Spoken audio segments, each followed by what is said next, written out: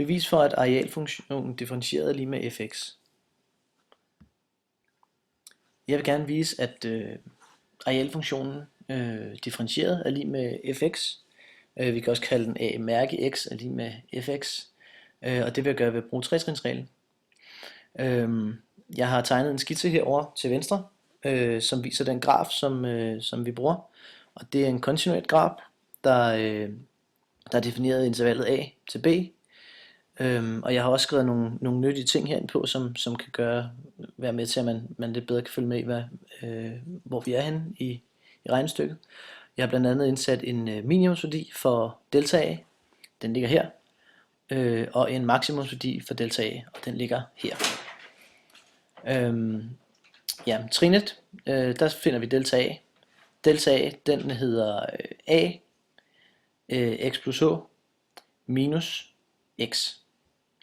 Den har vi her. Den går vi ikke videre med lige nu. Vi går videre til andet trin. I delta A, eller i andet trin, der skal vi finde delta A divideret med h.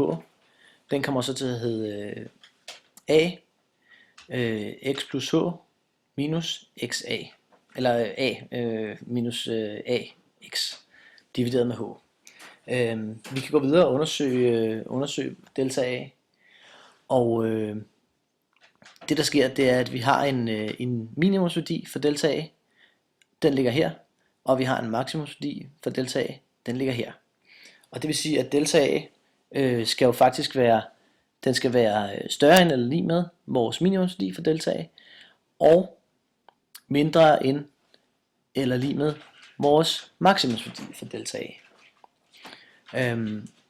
Heroppe i trin 2, der kan vi se, at vi skal dividere med h, så det gør vi også hernede. Og det der sker, når vi dividerer med h, det er, at det her ekstra h, som står her, jamen det falder væk.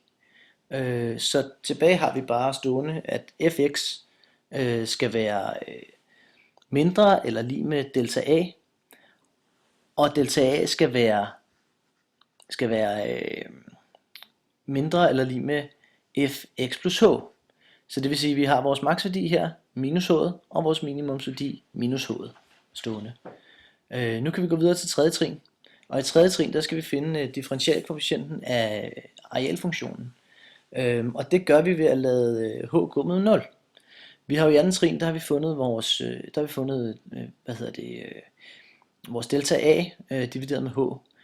Så det bruger vi faktisk også her.